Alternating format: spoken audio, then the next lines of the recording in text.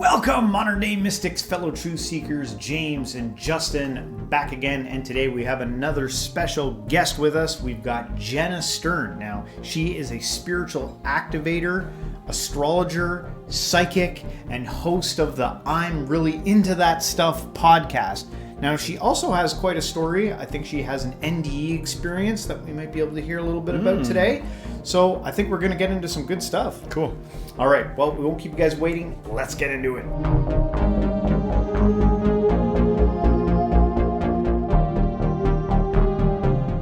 All right. Well, Jana, thank you so much for being on the show. I like to usually start with our guests' backstory, kind of how they got into the fields that they're in. I know you've got your podcast going, but I'm sure there's a fascinating story how this all began.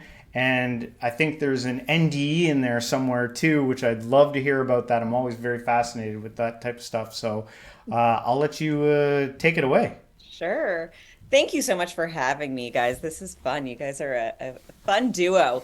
I got into all of this at a very, very young age. I was very blessed. My grandfather, and actually I learned my great-grandfather, so my grandmother's father, started a crystal collection. And then his son-in-law, my grandfather, inherited them and gathered even more over his lifetime. And by the time I showed up, there were hundreds of them. And I used to sit and listen to them and play with them, and they would sing me songs and tell stories. And it was like part of my natural life as a child. And I never really thought about it. But when I was very young, my father was mentally ill, and he was in and out of institutions. And there was a lot of that going on in my life. And so, hearing voices, not that great in that context. So I went through what I often call the forgetting. I kind of pushed it aside. No, not me. Those are just, that's crazy. I'm not crazy. I'm not him. I'm me. Crazy is for over there. This is for me over here. And it led to a lot of mental health issues. And enter the time when I had my NDE. So trigger warning, I always like to say. When I was in my 20s, I had an eating disorder. The eating disorder got very out of control. It came to fruition because I was so out of control of everything that I started to control food. And as I went down that rabbit hole of depression and anxiety, and, I had all kinds of different diagnoses that they were labeling me with at the time, I thought, this is too much. I don't want to live in this reality. And I had a suicide attempt.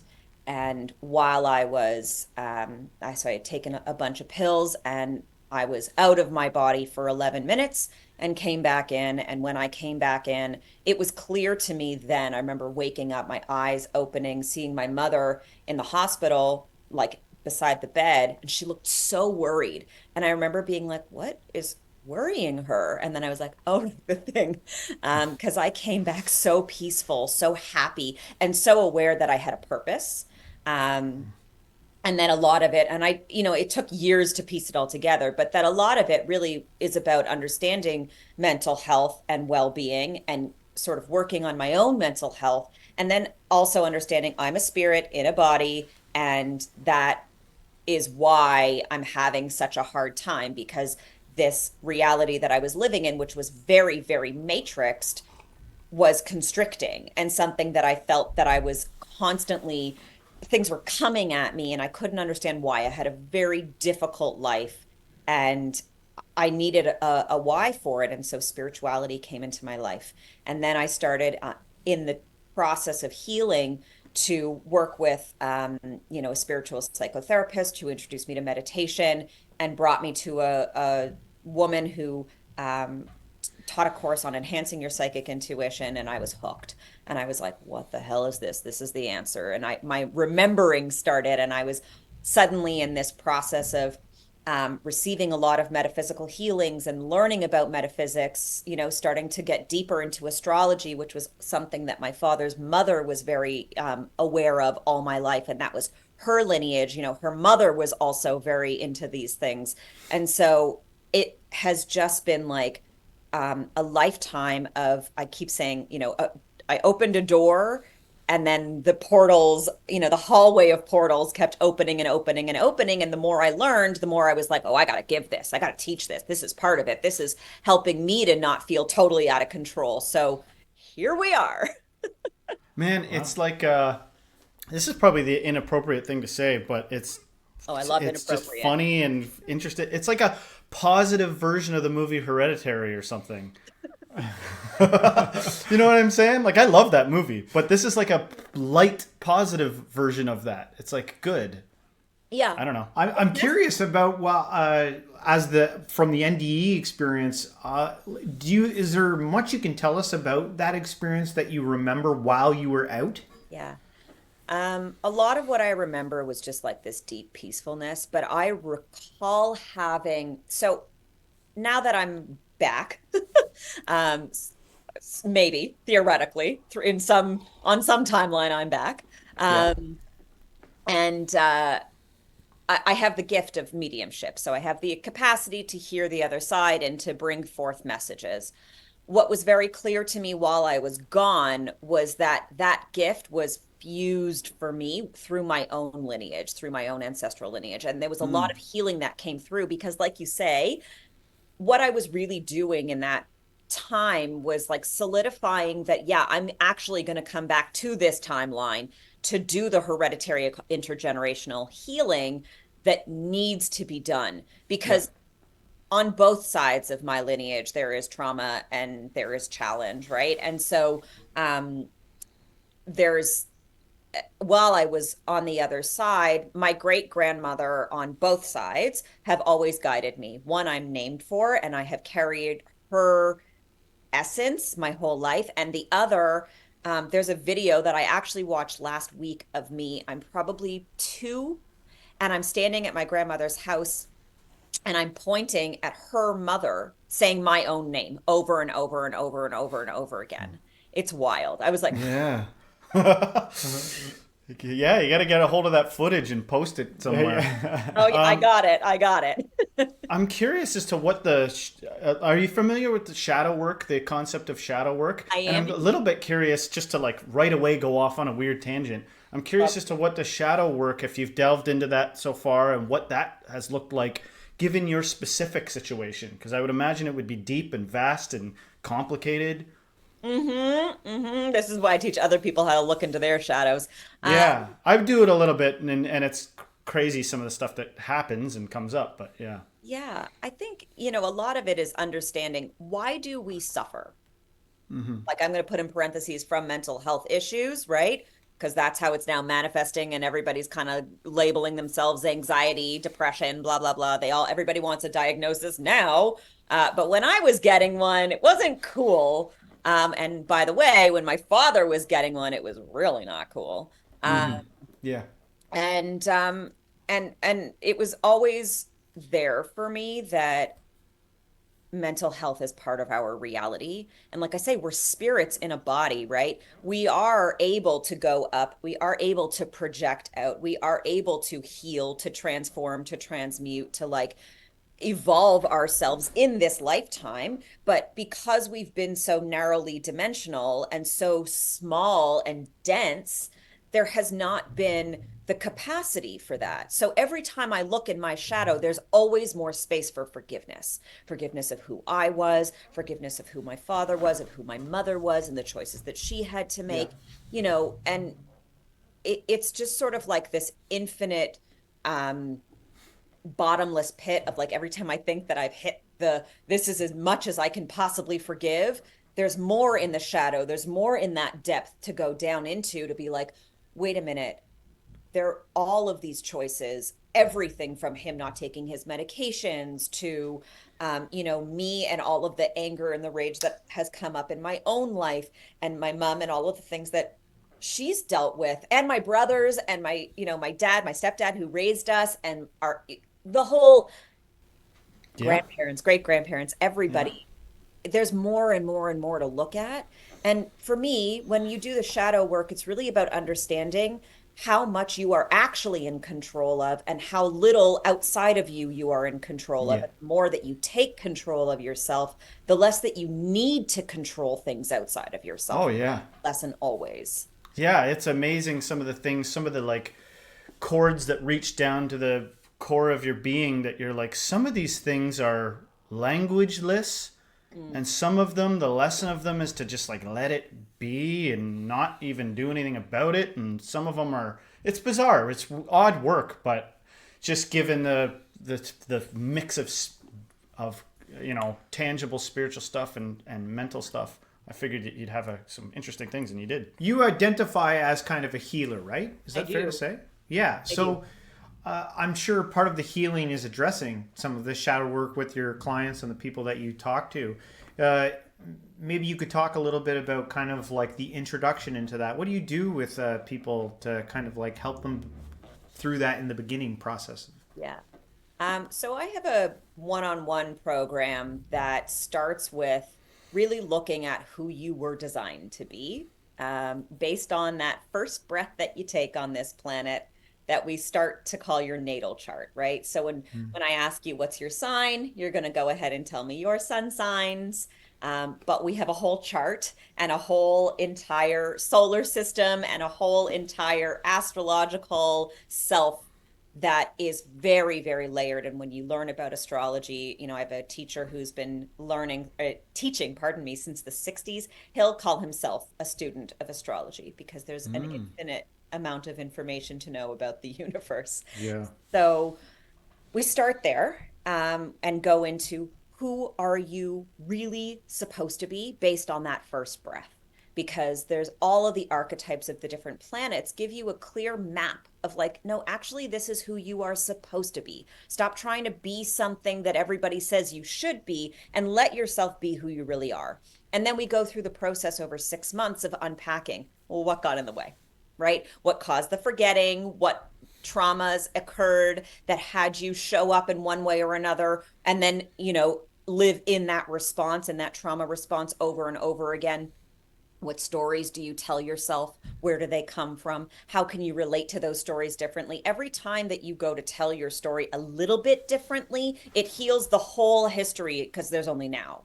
And so a lot of Mm. what I do virtually looks like that. We do oracle readings. We do sometimes astrological transit readings where we're looking at where are the planets right now and how are they affecting your natal planets and aspects, and in what house are they in, all of that kind of stuff. And then in physical, if I'm able to be in your physical proximity, which I am for the two of you guys, I do a lot of different metaphysical healings, including crystal healings, Akashic record readings, and something called a life activation. And the life activation is what changed my life when I was just post my NDE. Um, it's a literal infusion of light into the structure of your DNA. It lights you up from the inside out. It is the most beautiful, beautiful healing that changed my life. It makes no sense why it works, but it does. That's the Um, best stuff. exactly. So yeah, I'm no longer affiliated with the school that brought this to me. But I'm The life activation stuff. yeah, Yeah, yeah. yeah. Things like that can get out of hand. Okay, yeah. What Um, fascinated me kind of when you were talking about the astrology aspect there is kind of like the predetermined aspect of it. And maybe you could talk a little bit about that versus free will and how the both kind of reconcile amongst each other there. You definitely have free will. There's no question about that.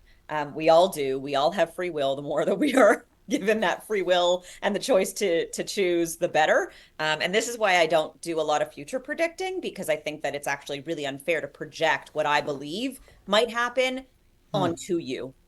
Um, but you know, there is a predestiny. Let me say it this way, based on where the planets are and the houses in which they are situated. So if we think about the night sky as a clock and all of the different signs as different times of day, right? And they're all, again, 30 minutes apart, they're 30 degrees apart. Um, we have certain placements in certain houses of the different planets based on the time, date, and location of our birth. We know that time is really just literally proximities, right? It's physical spaces. Right now in Toronto, it's 11:18 a.m., but somewhere else in the world, it's 5:14 p.m. And that is right. So we know this. Based on all of that, there are ways in which those archetypes of each planet, let's say the sun being how you radiate, the moon being your emotions, Mercury, how you communicate, Mars, your planet of war and masculinity, Venus, your planet of love and femininity, so on and so forth. I could go through them all. Mm. But each placement, depending on where it is going to show up for you, or you're going to show up as that archetype would express itself in a particular sign throughout your life. And then as the planets move through the sky currently, they're going to determine, okay, if this is happening in this house, in this area of your life, because each house of the pie is a different section of who you are and of what your life is, what your life experience is. Maybe it's your relationships, maybe it's children, maybe it's money, maybe it's business, right? All kinds of different things. Yeah. And because we're just trying to figure this whole reality out, and we're just using what we got, which is to look up, which is what we've done throughout human history. So your free will comes in that you can make any choice you want, but it's going to be kind of under that umbrella. You're going to be facing it in the way that an Aries Mars would forever after. And then you can make choices, and your choices will always feel like you. And it's Yeah. okay that you're making them like you. Do you know what I Yeah. mean?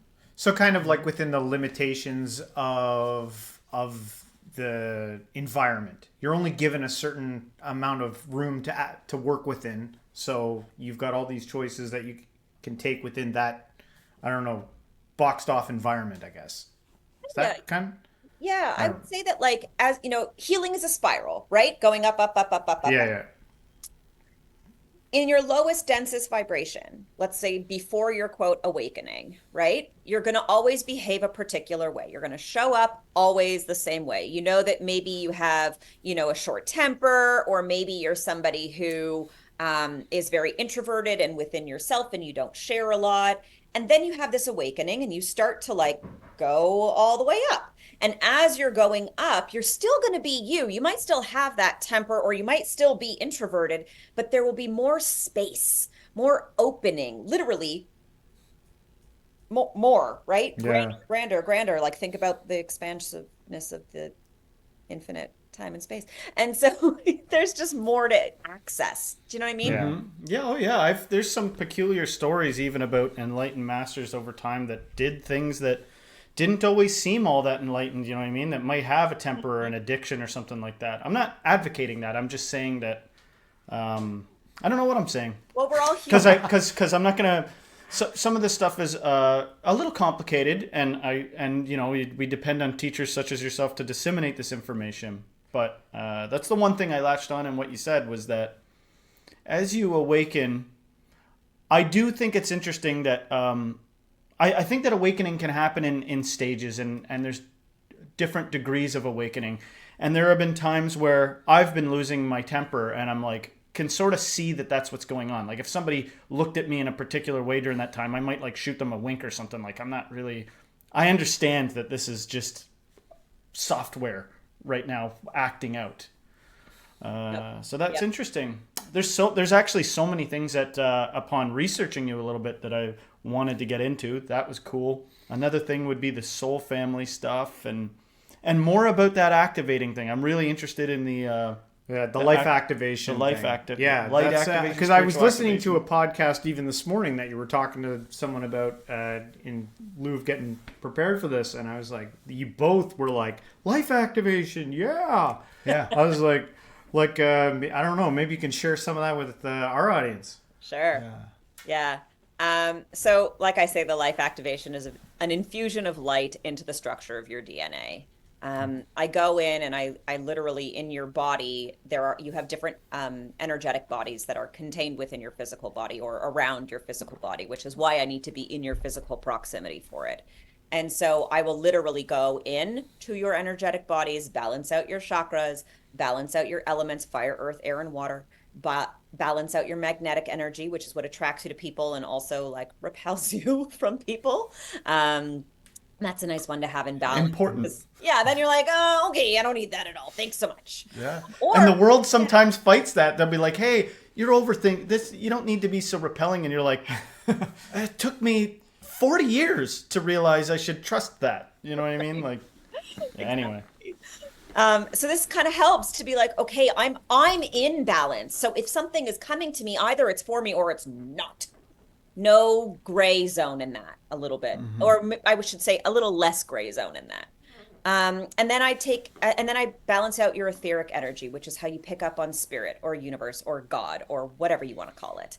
And that sort of like literally, it's like fine tuning your antenna to pick up on whatever it is that you need to pick up on. So suddenly the messages start coming through for you, and suddenly you start to hear or feel or see, depending on what clair senses you're already tapped in with. I have a whole program on my website called Own Your Fucking Intuition. Sorry, I don't know if I can swear, but that's what it's Yeah. called. I do plenty of that. Oh, sweet. Okay. Own Your Fucking Intuition is what it's called. And it's on my website. It teaches you all about the clair senses and the signs, but I digress. So etheric energy balanced. Then I take a crystal wand and I infuse the structure of your DNA with light, and I light you up like a Christmas tree on the inside. And then you get 9 to 12, depending on how it comes through, channeled messages, and they come straight through me. You're sitting there, and I'm just literally receiving either visuals or sounds or sometimes smells, whatever it may be. And I'm just saying them to you. They're just coming through. Then you go and you lie down for a little bit and then integrate for like 10 minutes. We talk about all the things that came up and why, how they relate to who you are and what you're being. And then you go on your merry way, and I never need to see you again, but I'd love to see you again. But it's a really, really powerful healing. I have clients who have seen things post life activation. They're like, oh my God, this big thing in my life was happening. And all of a sudden, the dolphins that you saw, there they are. Or all of a sudden, I have one client, the acorns that I saw, a pile of acorns. She went to leave her husband, and there they are in the jacket pocket. It's my favorite story, of her son. He had piles of acorns. She started crying her eyes out. It's those kinds of things, and they're really, yeah, it's a beautiful healing. It brings your higher self into your body. So Nice to have some specific synchronicities. Sometimes in the past, I've been like, why was that synchronous? You know what I mean? Like randomly. And I just take it as like, well, I guess I'll at least take it as a sign that, magical things exist.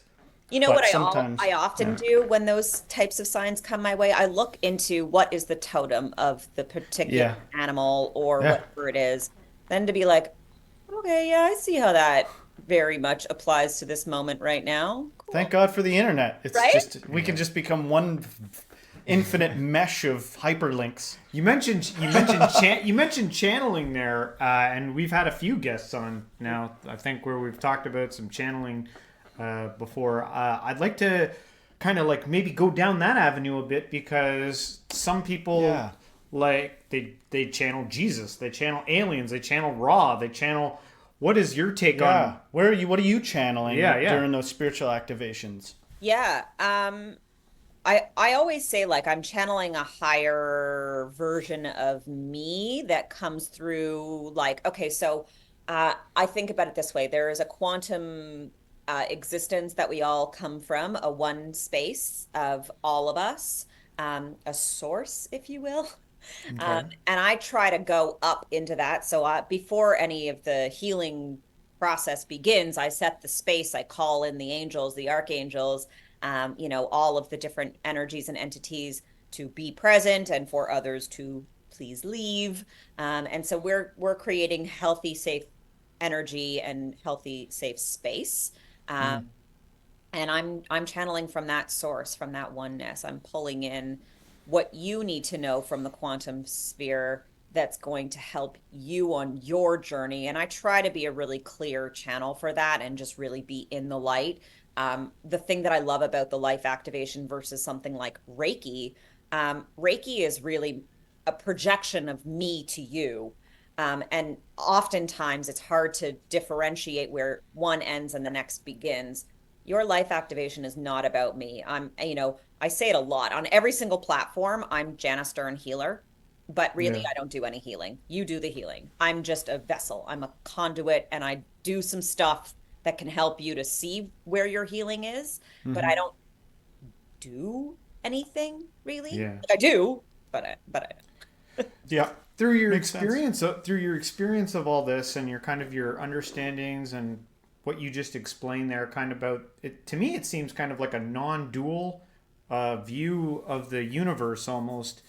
Maybe you could talk about, like, from your understanding, what you think the structure of what reality is doing is. I'm always fascinated in that because everyone kind of has their own little take on, like, what is the structure of reality? What is that? Like, we come here, we live as these physical beings, and then we die, and then what happens? Some people say we go to infinity, eternity. Some people say we're reincarnated. Some people, I'm curious what your take is on that. yeah.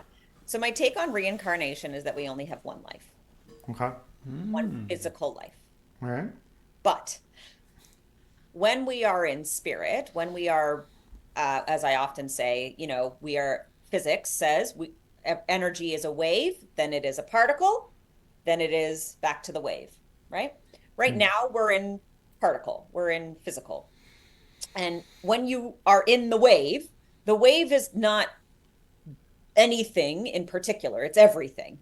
And so when you're in the wave, you are able to access anyone or anything in physical and guide it on its purpose, much like our guides come through and guide us now. My belief is that when you are in the wave, when you are in non-physical and you plug into physical, because time is completely make believe, any entity, any spirit that comes to guide me forward is going to remember my entire lifetime as if it is their own because time is not real. And so you have these experiences of what other people will call past life experiences, but you've only ever lived the one. And in living this one right now, it is imperative that you stay in now. This is why I don't love a past life regression as a practice. They can be very helpful, but they can also be very hindering because you can get very stuck on who you were and you can't go back there. So better to stay here and work on what your work is here. And then when it comes to like the why are we doing it and where do we go after? I always say like it's a sneeze. Out you go into everythingness. You can't come back into the physical. You just out. And in out, there is a capability to be everywhere all at once. So that's why when your loved ones pass, they are with you and with your cousin and with your brothers and with your, right? Like if you have more than just each other, like, right? There's just lots. And so they can be everywhere all at once because there is no physical container limiting them to the one place. Why we come here, I think why we are all here now is so that more and more and more conversations like this can happen among strangers so that all of human consciousness can move in the direction of understanding what we have known has been very limited for a particular reason and has been done on purpose.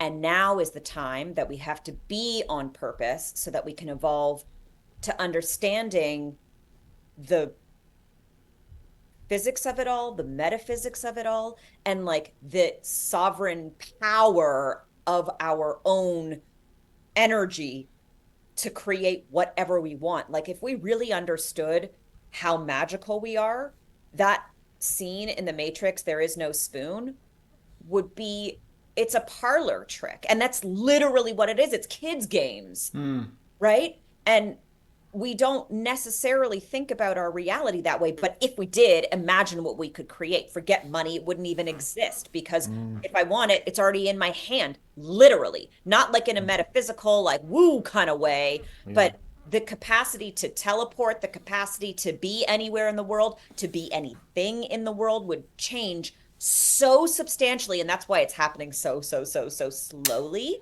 because if it were to happen tomorrow, people would just literally brains would explode. They couldn't handle it. I've described it as like I think that we can handle it one day, like us as the like collective Yes. God or whatever. Yep. But I think that from a human perspective, I've described it as almost like claustrophobic infiniteness. Like you can get a little bit like, oh God, like it's too much potential all at once from a human perspective. You know what I mean? From like this egoic perspective that's frightened of things and everything like that. But you spoke about it so well just now. You know, everybody go check out Jana's podcast when this is done. But more questions still, because this is too fun. Well, it also kind of made me think about having the cheat codes, right? Like when you play a game, it gets boring very quick if you have all the cheat codes. You're like, oh, been there, done that, right? It's kind of like, we're playing this game trying to figure out the puzzle almost. And but the nature of infinite potential, but at the same time, it's one thing to be bored of cheat codes. Yeah. I think it's another thing to be like, what cheat codes do you have? What else do you know? How far can we go? Wait a minute. You mean that you have cheat codes that mean that I don't have to suffer like this? That's amazing. And like, you're right. You're both right. Yes, on the one hand, having all the cheat codes means it becomes so easy, but then think about how hard it is on this planet. Think about how much people suffer. Especially in other countries where, in the West, we suffer a lot less. We don't have to gather our food. We don't have to do any of the things. Many of us live quite well. And so, and that's how this awakening is being available to us. And we need some of those cheat codes to be passed on to others. And by the way, some of those more quote unquote third world countries, they have this information. They're living just fine. Thanks for asking. It's a little bit, can come off naive sometimes, when you go get around some people that are wise to what you just said. But I honestly think that sometimes I think God like vacations in limitedness or something. Like it's like there are some states of being you can come back to and be like, thank God I can't do whatever I want. Like it's a lot of this stuff, which is why I appreciate the way you spoke about it. A lot of this stuff can get a little paradoxical and difficult to talk about because it's so much paradox. You know what I mean? Like imagine trying to explain that to someone. You should be grateful for your limits. What? Because you don't know what it's like to be infinite. That's a different thing, Anyway. Yeah. One aspect of this I kind of want to touch base with you on was the New Age movement. What are maybe you identify as someone who's a part of the New Age movement, or I'm curious what you have to say about the New Age movement.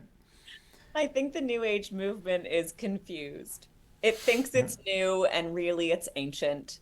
And everyone thinks that they're in a New Age, part of the New Age who are like, oh, the age of Aquarius is coming and Pluto moves into Aquarius. We're all gonna, and yes, but also like, nah, babe. No, look around. We're still suffering. It'll be another 250 years when Pluto returns to Aquarius, when we really start to experience what the age of Aquarius could be. I digress, though. I think we need, again, it's also paradoxical. I think we need the New Age movement. It's helpful in some ways that there are lots of people who have pop astrology and who are, learning about all kinds of things like hermetics and the capacity to, use water for healing and for transformation and, all these different practices of plant medicines and things of that nature. I mean, those things are imperative. We spoke about briefly earlier before we kind of got into it here. Yeah. But I mean, and I'm pro all of those things. I lead psychedelic trips that are 8-week sessions where we're like really going deep with it. But I think also there are a lot of people who enter the world of healing and of the New Age movement. They start on the journey and they're like, okay, I'm ready, and it's sort of like, becoming a parent and then your kid is 6 months old and you're like, I'm going to teach a course on parenting. You're like, just got here, babe. Chill out, So it's a little bit of both. Like, yes, if you've been doing it for 6 months, you know more than I do who doesn't have any children. but you don't know more than people who've been doing it for 30 years. Like, take a deep breath, maybe. Not to mention things get repackaged. I mean, like this happens even in science. I've seen people like just switching words up, let's change enlightenment to gestalt and like I don't want to be judgy. I don't want to like make anyone feel... Science is a little bit confused these days. Yeah, but I've seen it. I've been to conferences where I'm like, why aren't any of you guys talking about ancient Hinduism, like mysticism?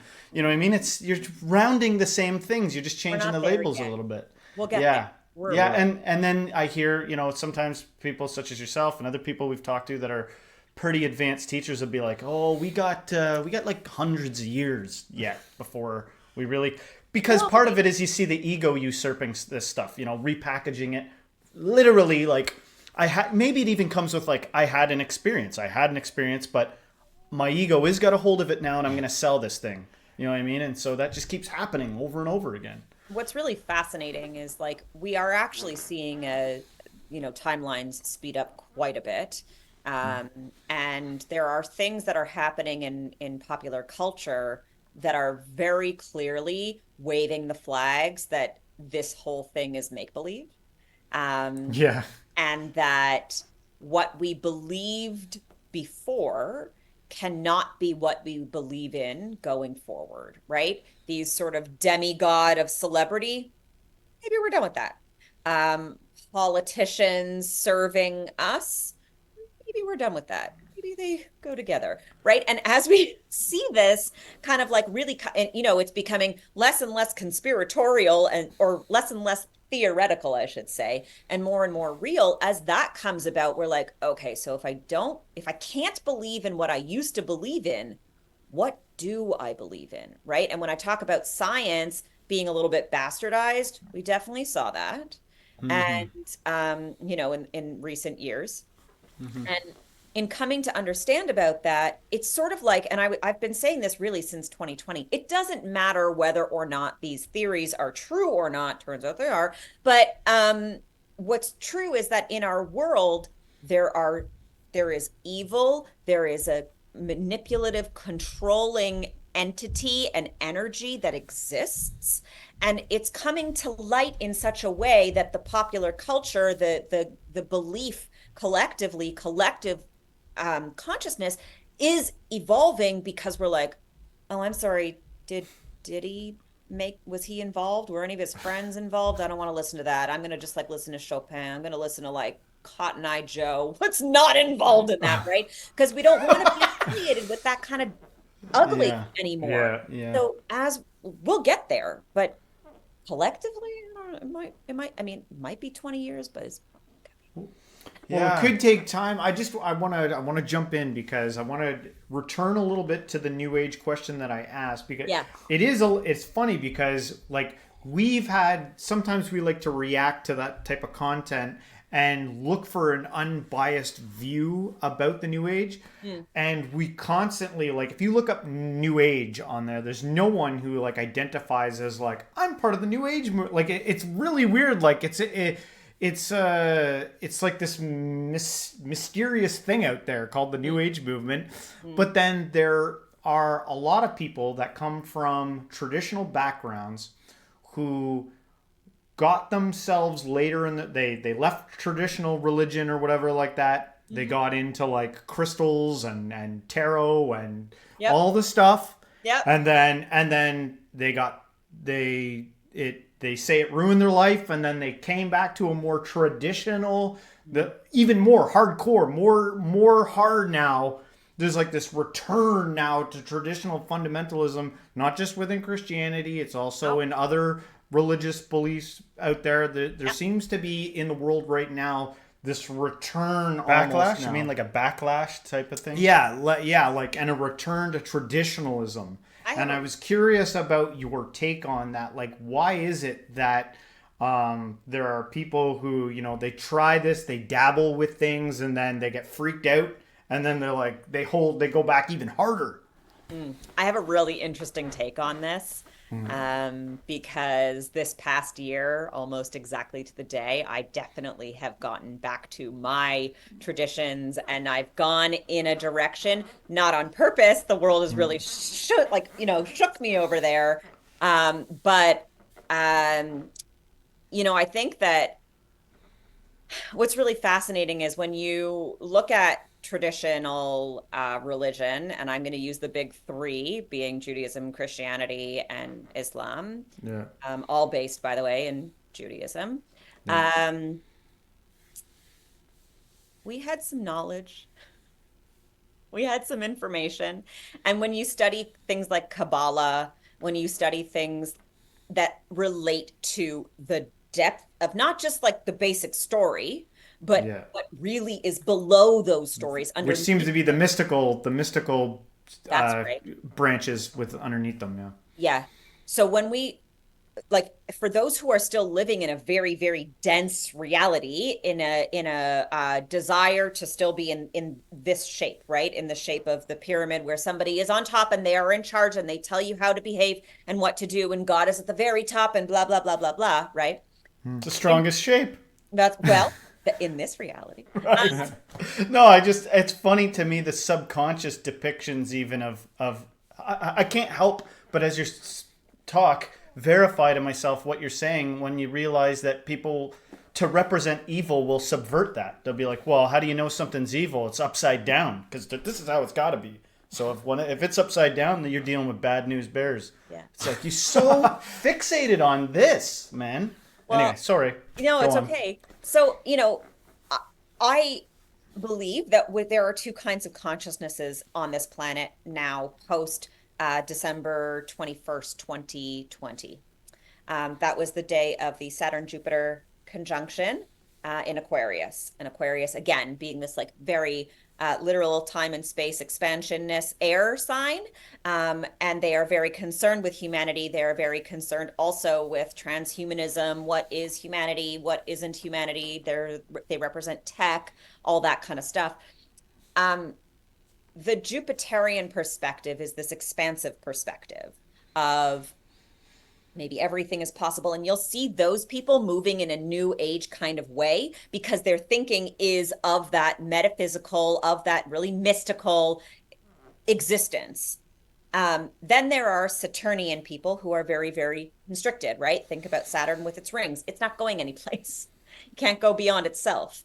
And so there is still a desire for this old system to exist in that world because the constriction feels safe in that denser vibration. What I believe is that it's possible to have both, because we do have both in our charts and in the sky. So how we engage with it is really up to us. So for me personally, a lot of me has been bound by what I've known and what I grew up in and how I was raised and the traditions and the beliefs. Now, I'm lucky that I understand that the traditions and the beliefs that I was raised in are very deeply steeped in mysticism and that there is a deeper, deeper, deeper truth to what is out there and what has then been taken by other religions and transformed and changed. And that those who are going back to something, they can't really go back. Not really, right? It's the Wizard of Oz, man. Right. And Yeah, so yeah. they're just sticking with it because it's safer in their container. You know what I mean? It's actually understandable, like it's totally, we like safety and we like to relive good times. Yes. But it's almost like, what's that old saying, the only thing to fear is fear itself. It's like some people get keyed into the fear vibe and then they're like, let's just, it's safe to operate from a place of fear. So let's just be really as rule-based as we can and as fearful as we can because that's how we know we're doing it right. Hasn't it been constructed that way for us? Think about all the fear of the politicians and the media and the music and right? Yeah. Do you have an overarching view kind of like, where we are in October 2024? We got elections coming up. We got, this war going on in the Middle East. You've got lots going on. Do you have any, I don't know, predictions, or do you have any Halloween's thoughts on coming it? up. What do you... Yeah. one day there will be peace on this planet, but not until people make peace within themselves. I think that all of the things that we are seeing, we have this polarizing this versus that, right? Left, right, this Israel versus Iran, like whatever it is, or Hamas, or whoever you want to say, or Russia versus Ukraine, or US Yeah. versus China, or me versus my brother, or whomever, right? And these polarities, we think that, okay, I'm on this side, you're on that side, me good, you bad, right? Yeah. Um, there is evil on this planet, full stop, period. There is evil on this planet. There is nasty shit that happens. And there is duality always. In the light, there is dark. In the dark, there is light. People behave, bad people behave the way that they behave because somebody in their lineage hurt them so badly that they believe that bad is good and good is bad, and therefore they're on the other side, right? Mm-hmm. Right now, what we're seeing is like this big collapse of like whoever those two lunatics are down there. Thank God we're up here, but it's lunatic up here too. And I'm talking about in the United States versus here in Canada. Yeah. Yeah. All four of those lunatics. No, thank you. No, thank you. No, thank you. I don't need the performative one. I don't need the one who has too many opinions.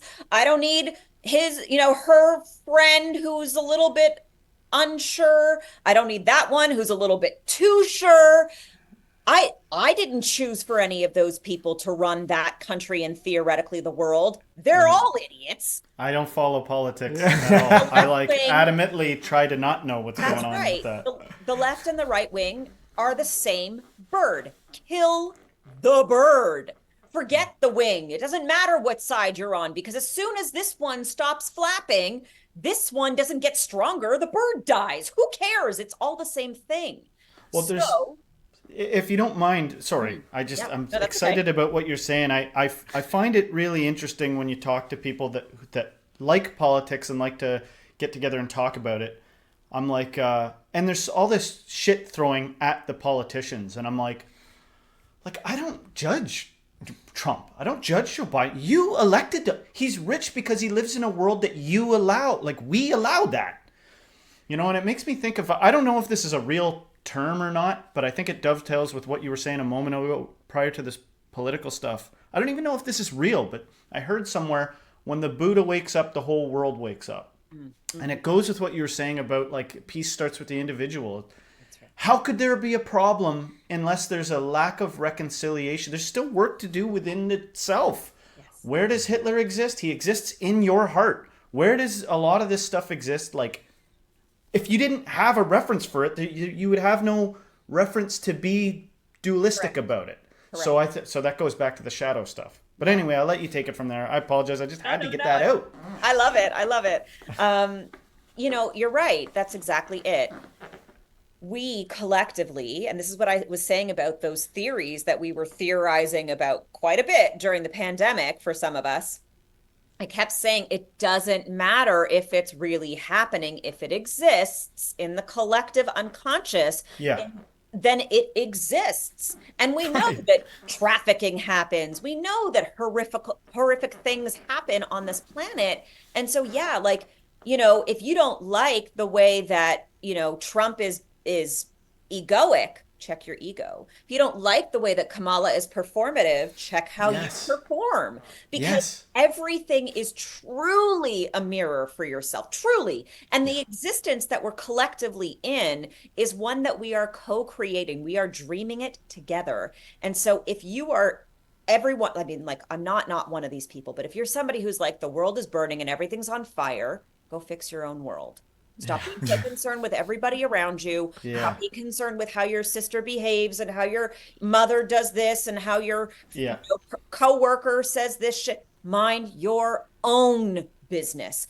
Go deep within yourself. Do your own work. Because the more that you're forgiving yourself, the more that you're actually existing in a world where all of those things, you're above them. You're not in that dense vibration. You're literally up, looking down, being like, oh, that fucking sucks with those people. Like, yeah. It's like, how many times do we need to see a new person take power and your life is the exact same as it was before? Like, and yet there's so much anticipation for like, ooh, we'll see what happens. And This one, he's gonna save it. Yeah. Like there's a savior coming to, restore things. And I actually think that we spend a lot of time, like you mentioned the trafficking thing, and I don't want to trigger anybody, so I won't stay on it too long. But I actually think we push things like that out of our conscious awareness a lot. Yep. And there's been times in my life where I've been like had to learn some severe lesson or something. There's one notable situation I can think of where that particular issue came to mind strong, and I was like, what the heck? Like, you've mentioned a few times in this that evil exists, and I'm not here to say evil is bad or evil's evil, but which is like paradoxical again, but the evil does exist. Like, you can encounter it and be like, the best way to describe that is like evil, man. I don't know what to tell you. That's dark, deep, wicked stuff.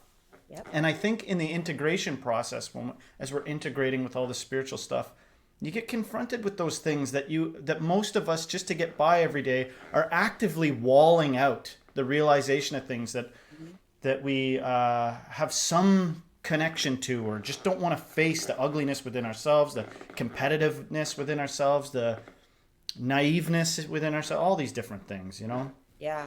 It's all a process. That's why I do what I do, because I help people to sort of understand that in us are these things that exist in these blind spots, in places that we just simply don't want to look. And it's the reason, by the way, that we keep veering into the same spot over and over and over again, right? It's the reason that we have terrible relationships. It's the reason that we keep getting fired from jobs. It's the reason that we keep, having the same crappy experience over and over and over again. We call that karma, but there is something to learn. And so what I do is I help people. I'm like, can you just have a little look? You don't have to deal with it right away. Just look, just know that it's there.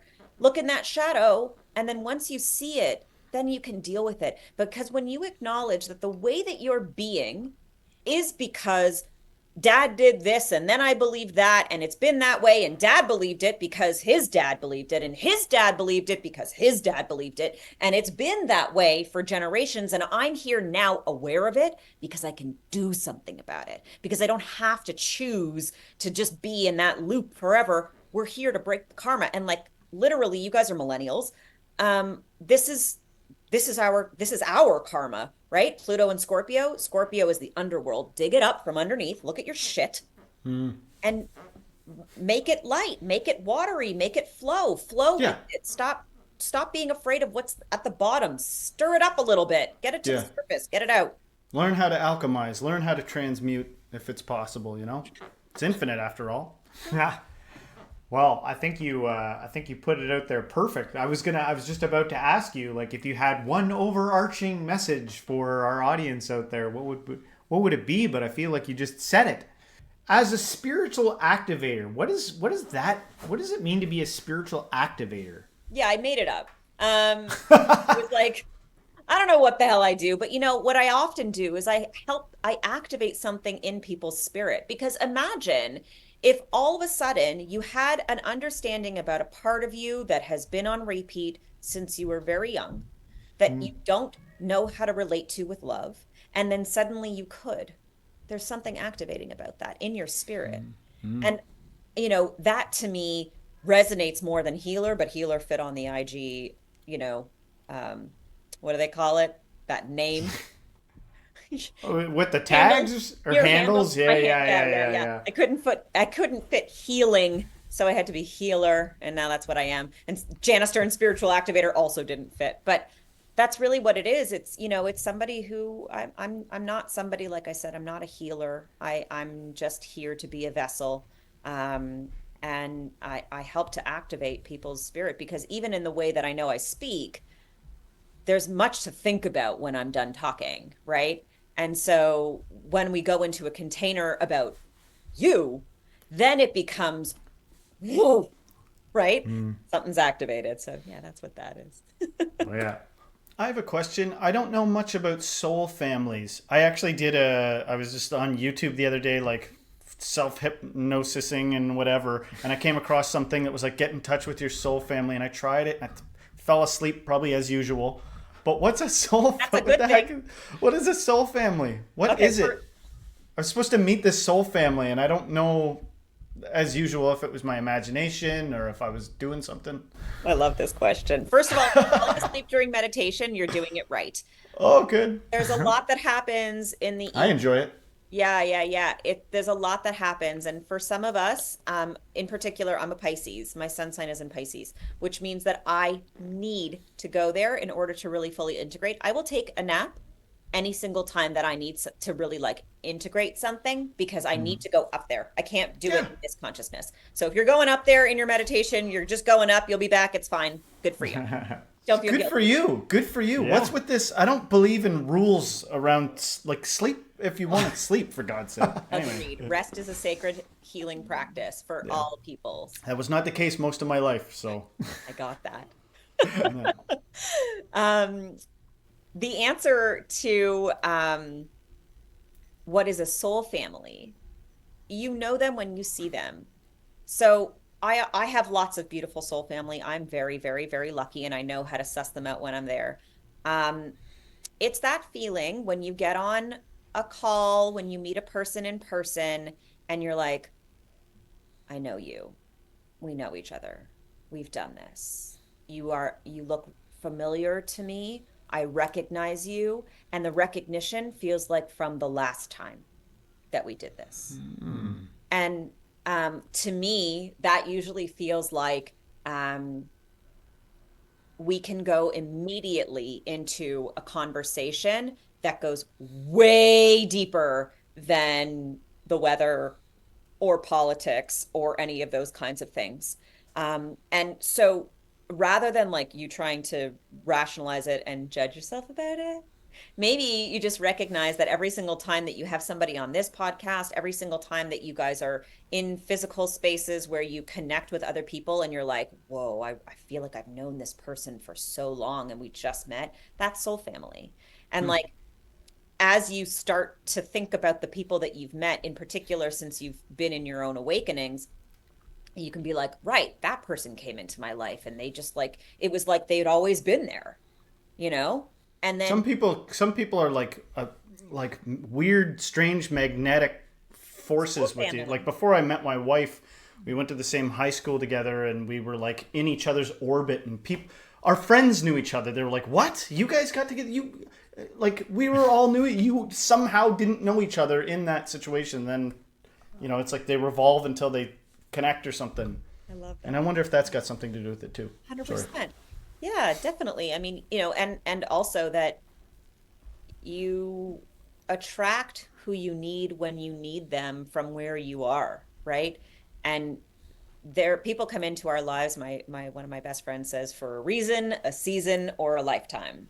And most people come in for a reason. Some, if you're lucky, for a season. If you're really lucky, you get some for a lifetime.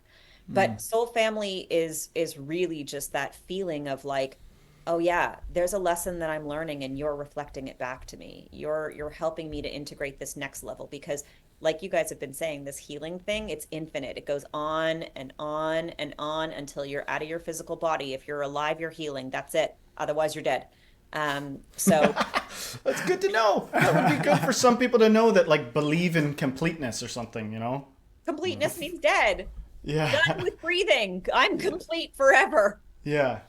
Or free, like either the belief of perfection or completeness, or frozenness. Like, let's just freeze it in this perfect state. I don't think that that's really a thing. And you'll start to hate yourself in it, actually. Yeah. When you tell yourself you've healed something, all of a sudden something will come into your life and be like, are you sure? Yeah. Yeah. Oh, God. Yeah. Have a baby. Then all of a sudden you're like, I don't know anything. Just kidding. Kids are like the best version of that, because they'll so badly want something and you're like, fine, here. And then they're like, I don't want this stupid thing.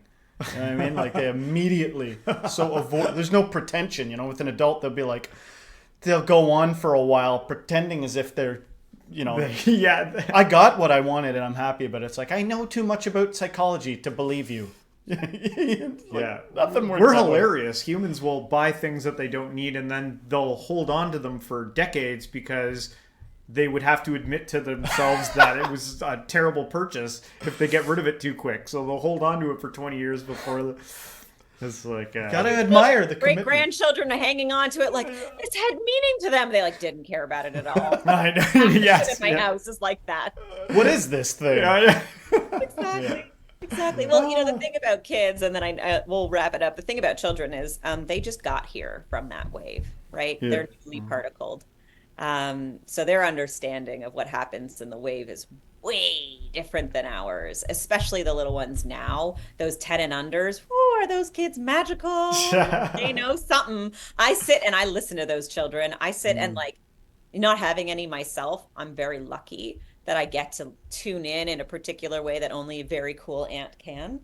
And so I do. And it's always very, very special to listen to them because they do. You can learn so much from a kid before all the programming has been put into them. That 1 to 5 era, you can learn a lot about, humanity. You're like, oh, that's what That's what it looks like before all the programming takes place. Which is fascinating. How do I not deprogram their innate programming as a parent? How do I show up so pure in relation to their purity? How do I not get angry at them when I'm tired? It's brutal. It's a challenge, man. When you're with hardest the job in the kids. world. Oh my gosh. Like I catch myself programming them every now and then. I'm like, oh, okay, hold on a second. Well, because authenticity is strange in our culture. We're so like traumatized from programming that authenticity like feels weird to see. You know what I mean? Yeah. What happens if I don't, like if you don't guide your kids, it's like everything's inside out? Your shirt and your pants in? So how does everything, is it inside out day? No, you just weren't aware of that. Like if it's so if you let someone be themselves, it's counterculture sometimes. It's like, Totally. I ain't doing shit, I'm not going to contribute. But also like, the cool thing about it is if you let yourself off the hook, then you give yourself permission. You're like, what? Fucking this shirt would look better inside. Literally today, this shirt is on backwards. Ew. It goes the other way. And I said to my boyfriend this morning, I was like, should I wear it this way or this way? And he was like, I like it that way. I was like, that's backwards, but literally fine. Yeah, so looks awesome. Thank you so much. Yeah. Hey, here's $1 million question. What crystal do I need to put under my pillow to sleep on at nighttime? So I know nothing about crystals. I'm curious. I don't know it. what your understanding is of crystals. all of the understanding. I literally call myself a crystal encyclopedia because I know what's what. Wicked. In fact, I'm Awesome. holding one right now. Like Oh, I'm never jeez. not. Oh, awesome. We need to talk more about crystals then. Let's go. So if are you waking up at 3 a.m.? I am. pretty consistent. Yeah. Yeah. Okay. So both of you are in a new level. That's the awakening hour. That's why I'm asking. Between one and like sometimes 1, sometimes 3. Yep. Yeah. 4. So get some black tourmaline in the house for sure. That would be especially in your bedrooms. If you have amethyst in the bedroom, take it out. It will wake you. It will awaken you. Get it out of your bedroom. What's amethyst? Is it in things? Is it in my TV? Is it in? No, clear quartz is in your TV. But don't sleep with your TV on. Yeah. No. Okay. No, clear quartz is in your phones and your TVs and your computers and everything. But amethyst is actually in the family of clear quartz. It's just purple. I think it's on the other side, so I'm not going to get up and get it right now. But it is purple and can look like a geode. It can look like this, but if you've got it, it's purple and this-ish.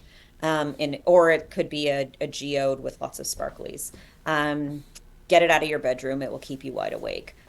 Black tourmaline is good because it'll clear out whatever you need in the energy of your consciousness. You might also want to have some selenite in your bedroom. Selenite helps us to connect with the moon. It's a very clearing, very soothing stone. I will say that I had a big chunk, it was about like this big, in my house, and I was living in Mexico. My girlfriend came to do a couple of things in the house. I said, take that big chunk with you. And she got pregnant, so just be mindful. You don't want to get pregnant. Yeah, oh gosh. I'm done. I'm done with the kids. I've got the white quartz. I got the spirally white quartz thing or whatever. It's like this big, and then I've got some black pyramidal, because I kept saying to my family, I was like, I want a black, like obsidian almost, like pyramid or something like that. And then I got this little spire thing, and anyway, that's what I got going on. Yeah, and why are they like the most expensive things on the world? I don't know. You're from Canada, so you see it. You've probably been to the rock stores, because I go in there and I look at it and I'm like, $20 for a pebble. It's like this big. I'm like, and nothing's been done to it. It's just a pebble. I'll say this.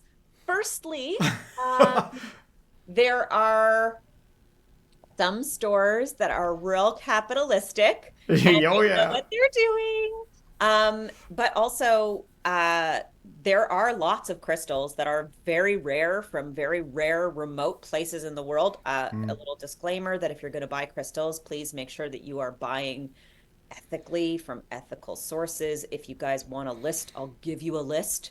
And there's some great places here in Toronto that are fantastic, that are ethically sourced and really, really wonderful. Okay.